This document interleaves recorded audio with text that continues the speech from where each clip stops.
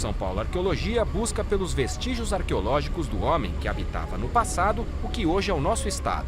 Neste programa, você vai conhecer alguns dos sítios arqueológicos de Itapeva, a 280 quilômetros da capital paulista. A cidade é famosa por abrigar pinturas rupestres muito antigas e que foram preservadas dentro de propriedades rurais privadas. O acesso a essa riqueza nem sempre é fácil. A trilha é bem colada no paredão e ali à frente já tem o sítio. Normalmente, elas se encontram em grandes paredões de pedra que serviam de abrigo para os antigos habitantes da região. Então aqui a gente tem exemplo tanto de pintura quanto de gravura nesse pedaço. Os caminhos são no meio do mato fechado. Desce uma pirambeira, depois sobe outra pirambeira até chegar. E de vez em quando, perigosos. Aonde? Nossa convidada é a arqueóloga Luana Alberto. Conhecer um pouquinho dessa história de sítios arqueológicos rupestres aqui do estado de São Paulo. Na dissertação de mestrado que defendeu no Museu de Arqueologia e Etnologia da USP, ela mapeou todos os sítios rupestres paulistas. Ah, mas no estado de São Paulo tem? Tem. É claro, tem menos quantidade do que em outros lugares, mas ele é tão importante quanto. A viagem a Itapeva levou quase 3 horas. Saímos por volta das 6 horas de São Paulo, estamos chegando aqui por volta das 10h30 em Itapeva. E a previsão é a gente conhecer 5 sítios aqui na região que fizeram parte da minha pesquisa de mestrado.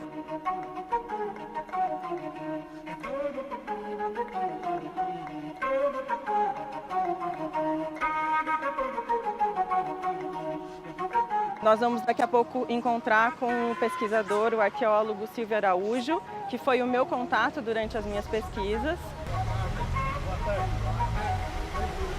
Silvio Araújo, doutor em arqueologia pelo MAI-USP, e Juliano Camargo, geógrafo, integraram a nossa equipe.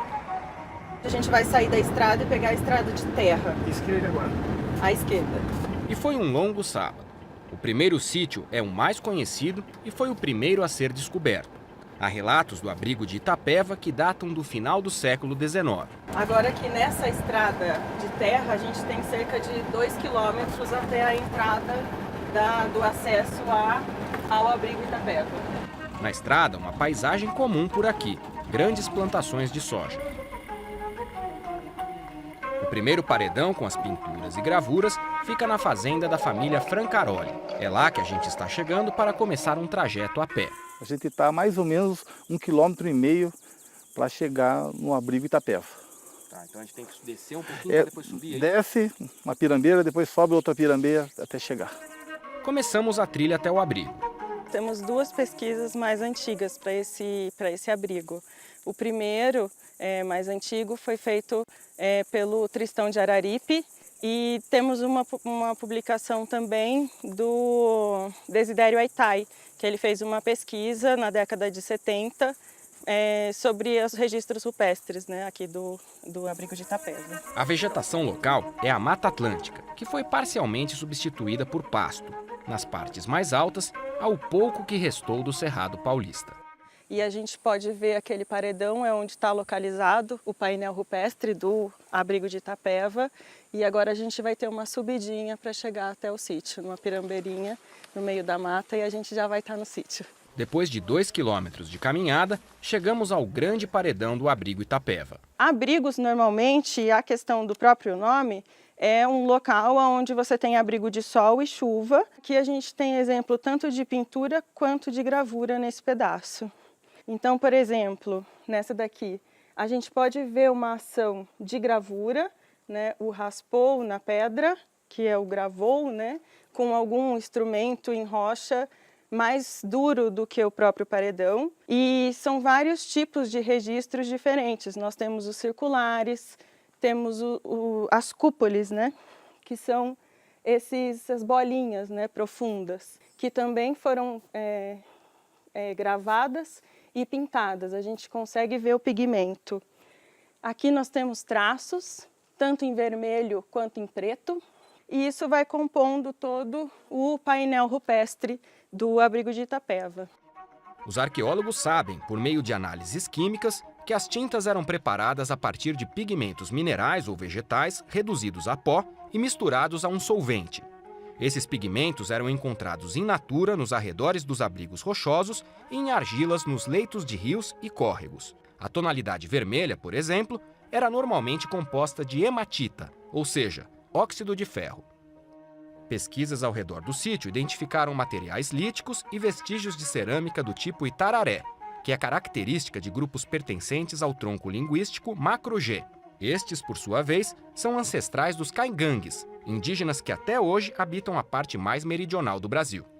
No entanto, é arriscado dizer que as cerâmicas têm a mesma idade das pinturas e gravuras. Nem mesmo é possível ter certeza que foram feitas pelos mesmos grupos étnicos. Para você conseguir ter certeza de ser aquela camada, o mesmo período de tempo em que aquele homem que viveu ali fez a gravura, é mais complicado. É complicado também identificar os desenhos com nitidez. Mesmo as imagens mais figurativas são desgastadas pela ação do vento e da chuva. É o caso desse cervídeo, registrado no final dos anos de 1970 e que quase some na parede. Você pode observar aqui a cabeça, os chifres, o pescoço, e você tem tudo aqui, está bastante borrado, o corpo, e mais ao fundo aqui você tem a parte traseira, que seria o rabo. Embaixo você tem uma seção de pontilhados aqui, e tracejados, e uma outra mancha vermelha que não é possível identificar. É difícil de enxergar, mas a pintura, originalmente, seria assim.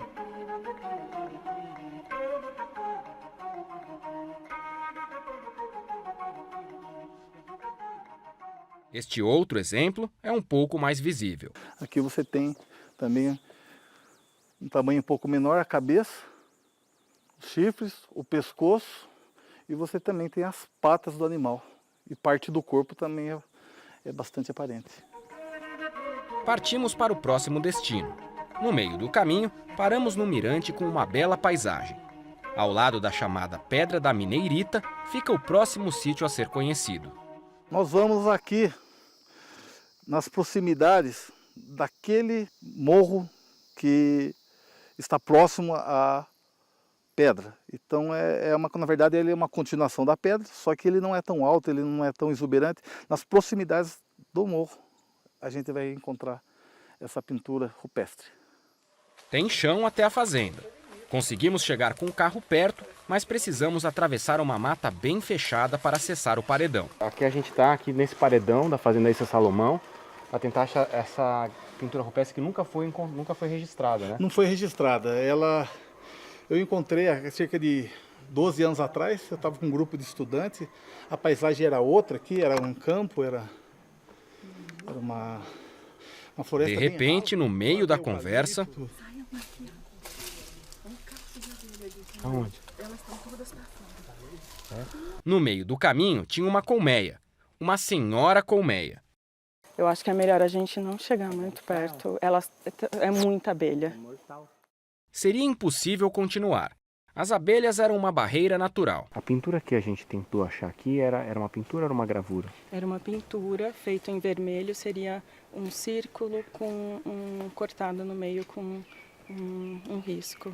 Perto do paredão, no entanto, Silvio encontrou um artefato lítico, ou seja, uma pedra lascada pelo homem séculos atrás. Sílex, um fragmento de raspador. Aqui tem vários detalhezinhos, né? De retiradas pequenininhas, né? Acertamos na trave, não chegamos mais perto por causa dele, mas tem material lítico. Tem material lítico. Né? Comprovação, mais uma comprovação que existe. E que vale a pena explorar aqui, né? Vale a pena, tem futuro. Tem futuro. Terminamos o dia na fazenda Issa Salomão. A Pedra da Mineirita agora estava diante de nós. Mas tem mais sítios arqueológicos rupestres em Itapeva e nós vamos conseguir ver mais 2 deles. Os sítios Fabre 1 e Fabre 2 ficam no sentido oposto ao que conhecemos até agora. Como a gente pode ver, está bem próximo, né, à estrada municipal e a gente vai descer um pouquinho no meio da vegetação até o abrigo Fabre 1 e o abrigo Fabre 2 está na parte superior do morro.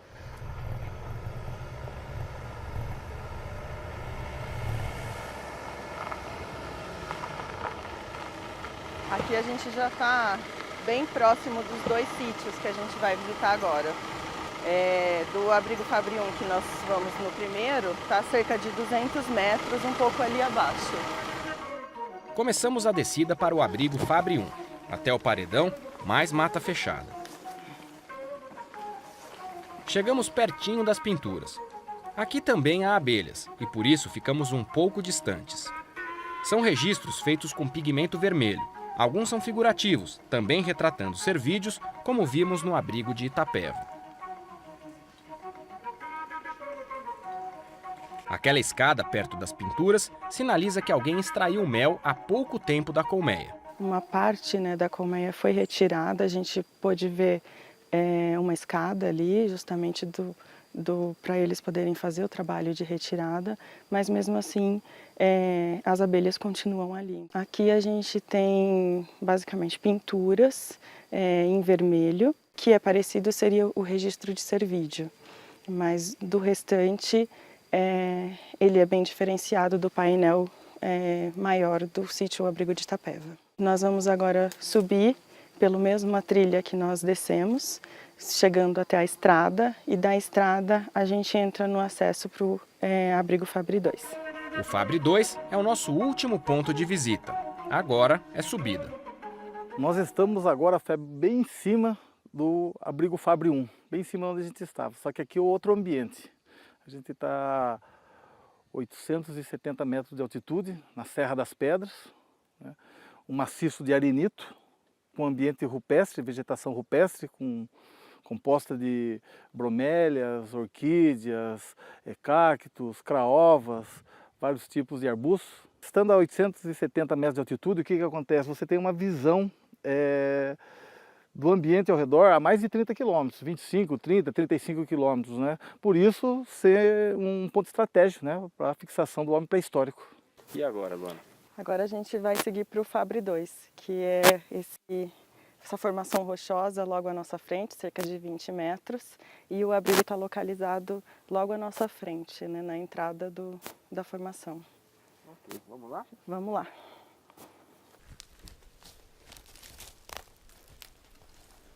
Bom, então a gente chegou aqui no abrigo Fabre 2 e logo na entrada a gente já pode ver o primeiro registro rupestre pintado em vermelho no teto do abrigo. Aqui ao lado a gente tem alguns outros registros, né, são digitais, alguns traços feitos com o dedo mesmo, em pintura vermelha.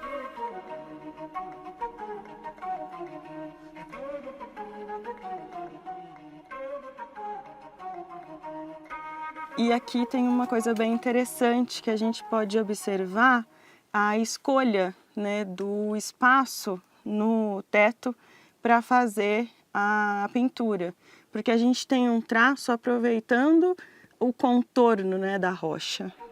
Boa parte dessa rocha está escurecida.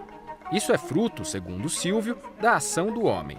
Presença humana, acampamento típico do ser humano pré-histórico que vive aqui. Você vai perceber que está enegrecido desde a meia altura, cerca de 1 metro de altura, até 2 metros.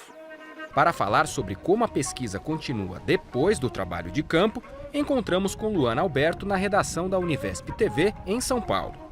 O mapeamento dos sítios rupestres gerou um documento que orienta outros arqueólogos para futuros projetos de pesquisa, preservação e musealização. Luana recapitulou os lugares que visitamos. E olha, andamos bastante. Aqui nós temos em vermelho o caminho que nós fizemos no primeiro dia, no sábado, e em amarelo foi o caminho que nós fizemos no domingo. Aqui a gente consegue ver detalhado o ponto onde a gente deixou o carro e fez a nossa caminhada, e a gente consegue ter noção também da altitude, o quanto nós descemos e o quanto nós subimos. Luana, qual que é o trabalho do arqueólogo que trabalha com sítio rupestre após a pesquisa de campo? Bom, normalmente em campo a gente faz muitas imagens, e nem sempre as imagens ficam visíveis, né? Os registros ficam visíveis nessas imagens.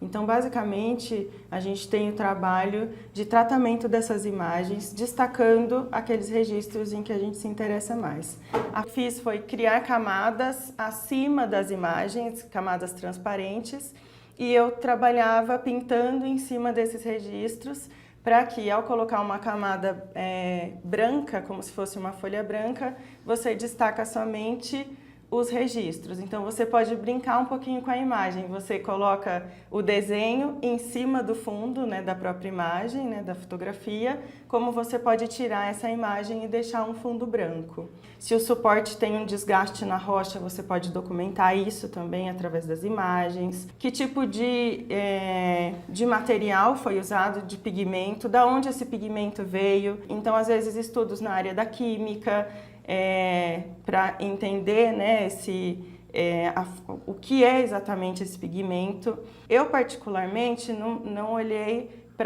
a fundo esses registros, porque a intenção era justamente conhecer esse cenário rupestre paulista para usar ele como pano de fundo para divulgação. Em última instância, Luana quer ajudar a entender quem era o homem que ocupava o que hoje é o estado de São Paulo. Associando as pesquisas rupestres às pesquisas da cerâmica e dos materiais líticos encontrados nos sítios, você pode trazer luz mais às questões de quem eram esses povos que estavam vivendo nessas regiões. A arqueologia, ela tem um olhar diferenciado para essa história, né? Porque você conta essa história através desses vestígios que foram deixados. Vai juntando esses fragmentos de história e formando, né, uma releitura, ressignificando algumas, né, vestígios e transformando isso em história novamente.